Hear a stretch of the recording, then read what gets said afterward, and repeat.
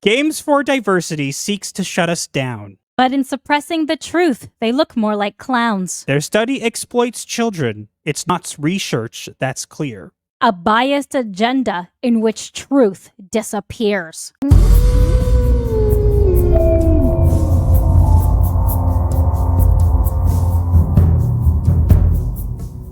Before we get into today's video, please make sure to hit those like and subscribe buttons because YouTube seems to hate our channel. So offer up your subscriptions, to break the algorithm curse. And now, on to the video. And Master is going to have to take point on this one because it's an actual published study and he's more knowledgeable in that kind of thing. So, Master, you have the floor. Okay, so first off, they tried to claim our video, privacy complaint. Obviously, YouTube told them to go kick rocks. That's nice, but because you poked, you made me look into you more. And wouldn't you know, if you look to the top right corner, we have Menno van Pelt Dean. Now, do not go harass these people, but Menno Pelt Dean is the chairman of the board for Games for Diversity, but he's also running the company called Menno Monster.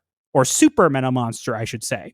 And Super Menno Monster, as you can see on the top left, wait a minute, look at all the things they're partnered with. One of them should stick out to you.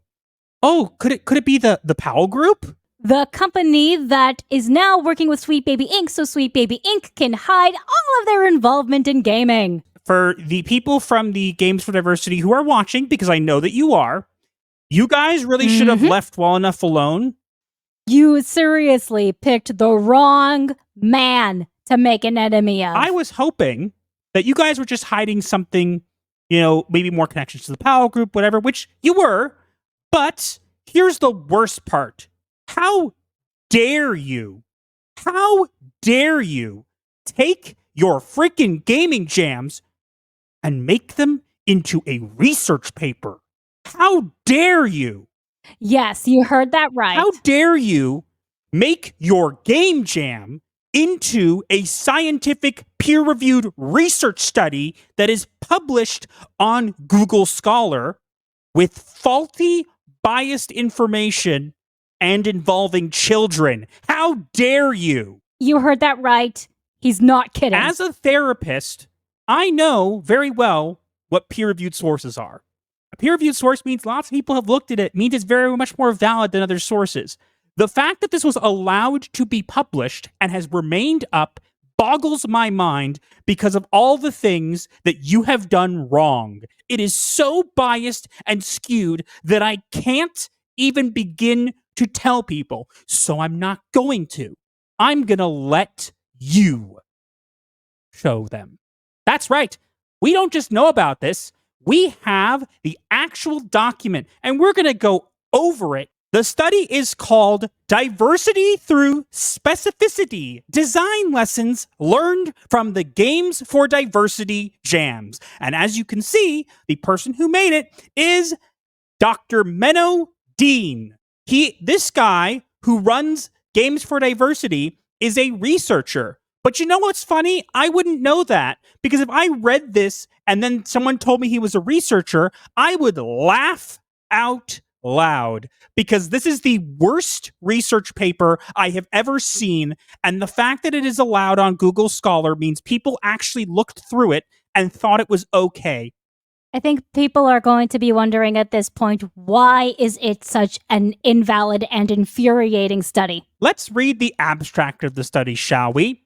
The study used a research-through-design approach and organized game jams as a method to examine game design processes with the aim to investigate how the diverse identities of designers affect and inspire their game designs. During the Games for Diversity jams, we hypothesized that homogeneity in groups may lead to a single-minded message in their games. And diversity in groups may result in games that allow more freedom for players to create their own personal interpretation or interpretations of the game's content and mechanics. The results of this study suggested that a narrow theme and a diverse team composition may assist designers in creating novel games. As such, designers can find diverse gameplay and content from additional specificity in the Game Jams organization. Let's go into the actual thing here. Here is the setup, okay? This is what they did. Considering the game jam's pros and cons to explore socio-cultural issues, the team of game designers and researchers from the humanities organized 2 events, and it says the 2 events. The theme of both game jams concerned LGBTQ or women's perspective. So keep in mind, they're hypothesizing that a more diverse group of people, game creators, will make better games. But then they specifically made the theme of their game jams only from LGBTQ and women's perspective. So already the entire study is a problem. But you might think, oh, okay, they must have done a control group, right? With like a normal group of people making a normal game. No. There was no control group. No control group. The fact that they have no control group, that they have nothing to reference their findings against, already makes this entire study invalid. And you might think, oh, they must reference this. They must address it somehow, right? No. No, they don't. Not at all. But wait, Nope. It gets worse. Let's read about the participants, shall we? The amount of participants differed between the EU and the USA version. In Amsterdam, 50 jammers, 17 women, and 33 men participated in the session, whereas in San Francisco, 22 jammers, 10 women, and 12 men created the games. The participants were recruited on LGBTQ-friendly websites, game review and critic sites, and academic mailing lists. So keep in mind, they did not get a sample. They chose specifically groups of people who were recruited through LGBTQ-friendly sites. So not only does this not have a control group, but they took people who were already biased and decided, you know what? We're not going to have a diverse group of people to see genuine results. We're going to skew the results. We're going to make these results on purpose bad. What exactly did they have these people do? Well, I'm glad you asked, because we're going to get to that. They had children go through these 3 games. And as you can see, you think I'm joking? You think I'm joking? Figure 7. Boys playing Queer at the Night of the Nerds in 2014. Let's read what the game Queer is. If it didn't already seem strange to you, it will get worse. Queer was developed by SassyBot and friends. The team consisted of 1 female designer, 2 straight male developers, 1 straight male artist, and 1 bisexual male designer. The players experienced the world as 3 different characters, each with an inherent difficulty setting to convey a game-based metaphor for privilege. The player's objective is to progress with the assigned character through a normal day and remain in a good mood. The player has to get ready and go to work, but unfortunately on the way there, they encounter a group of hateful protesters. When finally arriving at work, the boss also demonstrates intolerant attitudes. Yes, perfect. Just the kind of game that we want kids interacting with. And it's totally not biased at all. Nope. It's a completely normal game. But you must think, wait, they can't all be LGBTQ games because that would invalidate the study. Oh, well, they can be. Let's go to the other one. A Beautiful Sunday. Beautiful Sunday was developed by Aben, Arnett, Boyles, and McDonald. The team consisted of an American female artist, 2 queer male developers, and an American gay sound designer. In the game, the players start with taking a stroll with a couple through the park. The next day, they go to work. The main protagonist is not yet out at the office, and so needs to lie about the weekend. The lies can be small, but still can trouble relationships at work, but appear mandatory to feel safe in the workplace. Yep, nope, not biased at all. And the last game, which you think, again, these are only 3 games, by the way. It's called Drag Cube. Yeah, that's not suspicious at all. Drag Cube was developed by Hawkins, Lombards, and Dean during the game's Diversity Jam in 2014. So this was actually developed at one of their game jams. The team consisted of 2 straight male developers and a Dutch gay male designer researcher. Drag Cube is a puzzle game of identity development. Players start with 4 colorless blocks that are presented with a color configuration which represent the end state of the puzzle. By pushing the blocks around, players can copy colors of other blocks if they connect. If players enforce their color upon others, they lose theirs. But if players connect for a longer period of time, they might grow a new block or change both blocks' colors into a new one. You might think, this doesn't sound so bad. Wait for it. With some creativity and strong reading, players could interpret the game as a metaphor of transgender transformation. However, for other players, the game remains just a puzzle. Yes, the other players, meaning all the other people that you recruited from LGBTQ sites and you didn't get an actual sample, and therefore you skewed the findings of your own research. But okay, let's pretend that was a valid statement there. Let's read the conclusion of this, because you're thinking they must have a control group. They must have something. No, they don't.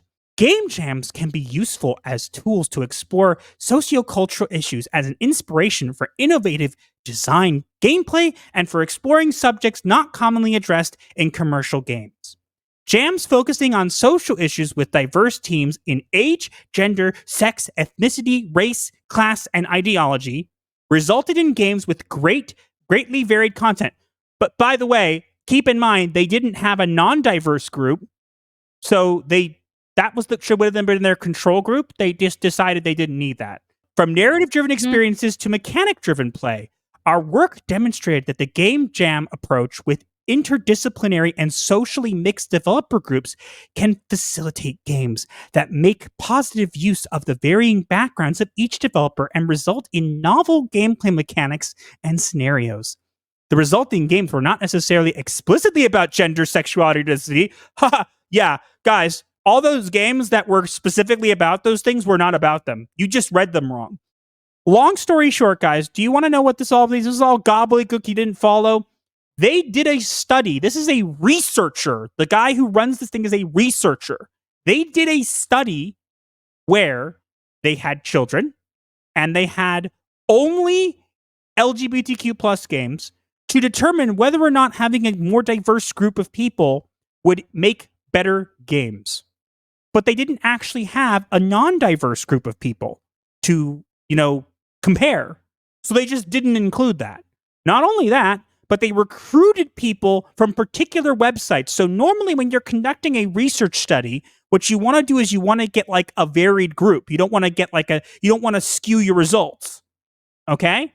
They decided to skew their results. So they did all LGBTQ stuff, B, didn't have a control group, and C, purposely recruited people and biased the study. It was not only was it published in Google Scholar. You can find this paper on Google Scholar. There is no control group. This guy is a researcher, and there is no control group. They've skewed all the results, and it has been cited 9 times. Every single study that has cited this as being a peer-reviewed source, meaning people with knowledge looked this over, realized that there was no control group, the results were skewed, didn't care, and published it as a scholarly article. So it is published there as a scholarly article that was cited multiple times by other people, and this is just fine.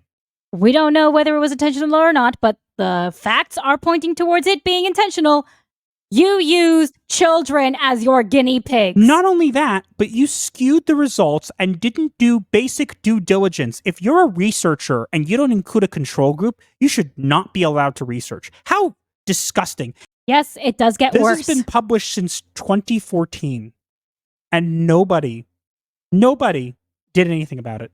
How many other studies have been affected by this faulty, disgusting, terrible piece of propaganda? Because that's what this is. This is not a study. Mm-hmm. This is propaganda. The only way I can explain this is you did it intentionally. There's no other explanation. If you're a researcher of any validity, you should know better. I think this is what Games for Diversity didn't want you to find. Well, guess what? I found it. You're welcome. If you had left us alone and kept not trying to get privacy complaints on publicly available information, I may have never found this. So thank you. I did. I cannot believe that you allowed this, and it scares me because I'm going to tell you something else, guys. I'm not insinuating anything because I don't know this guy. He currently works with kids. Currently. Not just kids. He currently works with developing games and stuff for kids to help them with sexual abuse. I'll say maybe this was 11 years ago. I would hope that he has learned, and I hope that he's not exploiting sexually abused children. But if you are, and I find it, you better run. You better run. Because I will burn you down.